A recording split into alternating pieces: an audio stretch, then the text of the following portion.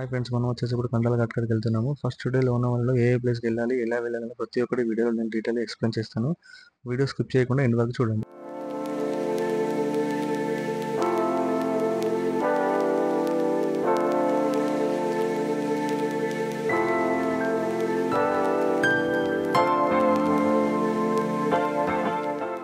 Friends, మనమైతే కండలగట్టుకి అయితే reach అయ్యాము. చూస్తున్నది అయితే కండలగట్టు. ఇక్కడ నుంచి అయితే మనకి వ్యూ పాయింట్స్ అనేది స్టార్ట్ అవుతుంది. ఇక్కడ చిన్న పార్క్ లా ఉంటుంది.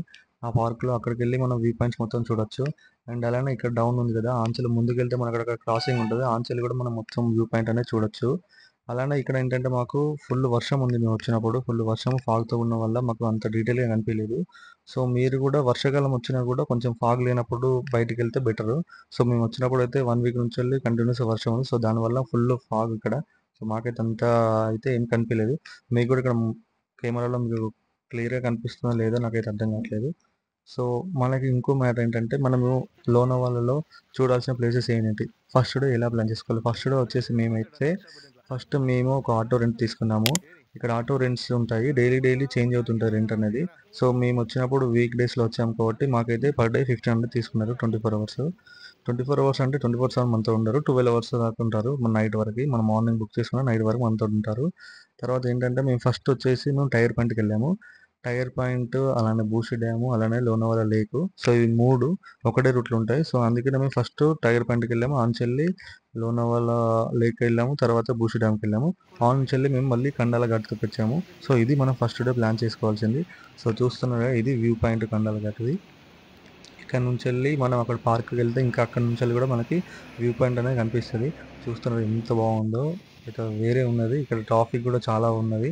సో మీరు వచ్చినప్పుడు అయితే జాగ్రత్తగా ఉండండి, ఎందుకంటే ఈ మొత్తం వాటర్తో కూడా ఉంటుంది. మళ్ళీ అలానే ఏంటంటే రోడ్డు మరీ దారుణంగా ఉంటుంది ఇక్కడ.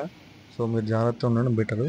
ఇంచెల్ మనం పార్క్కి వెళ్దాం. పార్క్కి వెళ్ళిన తర్వాత పార్క్లో వ్యూ ఎలా ఉంటుంది కూడా అది కూడా చూపిస్తాను మీకు.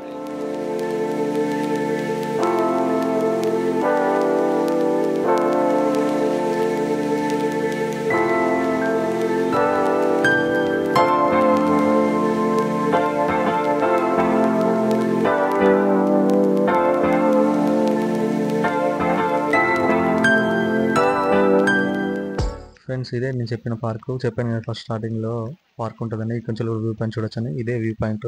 సో అటు ముందుకు వెళ్తే మనకు వ్యూ పాయింట్ అనేది స్టార్ట్ అవుతుంది. అక్కడ నుంచి చూడొచ్చు, లోయ ఉంటుంది, పక్క ఉండే రోడ్డు. సో చాలా బాగుంటుంది ఇంచెల్ కూడా వ్యూ.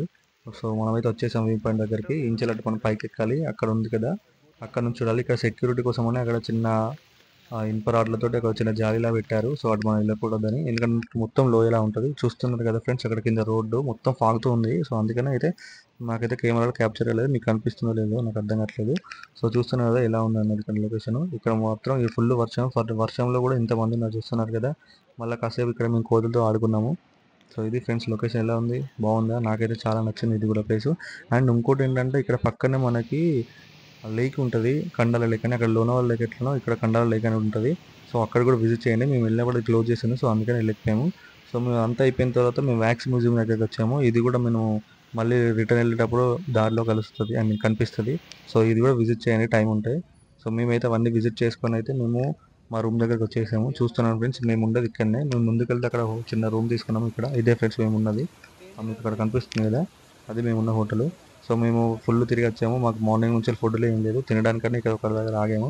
మనకి ఇక్కడ ఒక దగ్గరనే సౌత్ ఇండియన్ దొరుకుతుంది, అది కూడా ఏంటంటే ఓన్లీ దోశ దొరుకుతుంది. సో అది తిందామని వచ్చాము మేము. ఫైనల్లీ మా ఫస్ట్ డే ఇలా అయిపోయింది friends. Thank you for watching.